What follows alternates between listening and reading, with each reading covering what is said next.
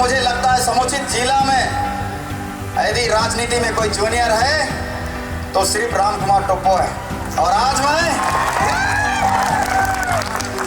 मैं इस मंच पर कितना सौभाग्यवान हूं कि मेरे साथ इतने मेरे मार्गदर्शक उपस्थित हैं, इतने समस्त कार्यकर्ता उपस्थित हैं। आज मैं इस मंच के माध्यम से मेरे सभी मार्गदर्शकों को, सभी कार्यकर्ताओं को सादर प्रणाम करता हूं।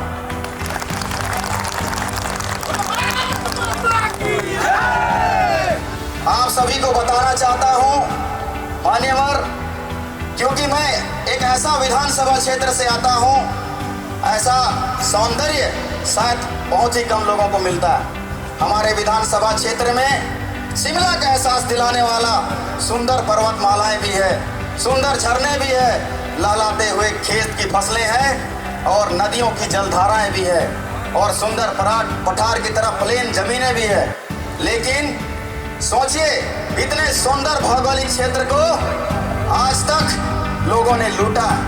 इसे कांग्रेस का गढ़ कहा जाता रहा है, लेकिन कांग्रेस के नेताओं ने सिर्फ मेरे क्षेत्र को लूटने का काम किया।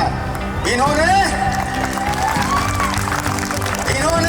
जमीन घोटाला करके हमारे सीतापुर विधानसभा क्षेत्र के हजारों एकड़ जमीन को लूट लिया। यहाँ तक कि हमारी माताओं बहनों को बिना कर्मा त्योहार का रोड में नचवा के हमारा मान सम्मान लूट लिया। और इतना ही नहीं साथियों, इन्होंने हमारे क्षेत्र के सभी सरपंचों के जितने राजकोष थे, जितने मदे थे, हेलीकॉप्टर में आए लेकिन उसका भी बिल धरा के सारे मदों को लूट लिया।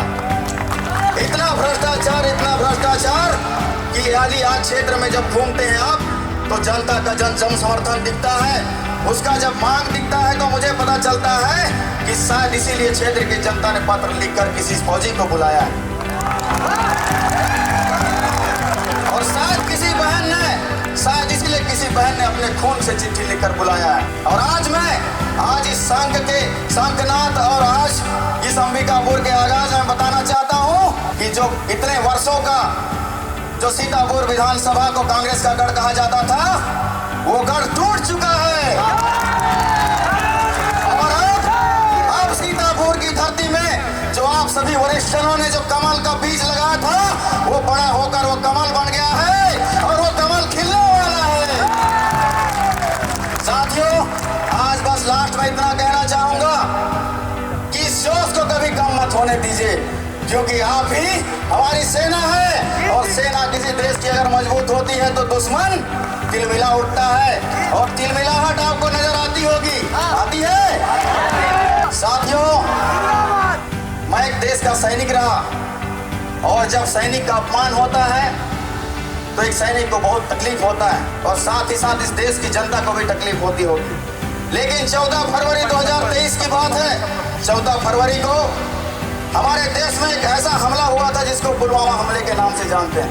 उस दिन 46 जवान शहीद हुए, 46 घर की दीपक बुझ गई, 46 बहनों ने विधवा रूप धारण कर लिया, 46 माताओं की गोद उजड़ गई।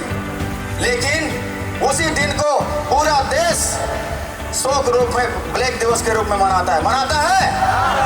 लेकिन ये दुर्भाग्य की बात है कि मेरे मैनपाट की धरती में इसी साल 14 फरवरी को बड़ी धूमधाम से किसी की शादी की सालगिरह की बधाई चल रही थी। धूमधाम से कार्निवल मेला चल रहा था। लेकिन उस मेला में सिर्फ एक ही गूंज था कि शादी की सालगिरह की बधाई हो, बधाई हो, बधाई हो। मगर इन्होंने देश के उन जवानों को याद नहीं किया, उन्हें श्रद्धांजलि नहीं दिया, उन्हें सम्मान नहीं किया। तो आज उनके साथ न्याय होना चाहिए कि नहीं? आप बताइए जोर से, न्याय होना चाहिए कि नहीं? होना चाहिए कि नहीं? साथियों, मैंने अपना त्याग और समर्पण का परिचय देते हुए आज इस्तीफा देकर इस राजनीतिक मंच पर आया हूं और आपको ये कहने आया हूं कि अब बारी आ गया है कि देश के सैनिकों का अपमान करने वाले सरकार को उखाड़ फेंकने का। आप साथ देंगे? साथ देंगे? बस लास्ट में इतना ही कहकर आप सभी से बहुत बहुत आभार व्यक्त करता हूं, धन्यवाद करता हूं और इस ऊर्जा को बनाए रखें। और इस बार सीतापुर, अंबिकापुर और लुंड्रा में कमल खिलाने का आप सभी से निवेदन करता हूं। जय हिंद, जय भारत।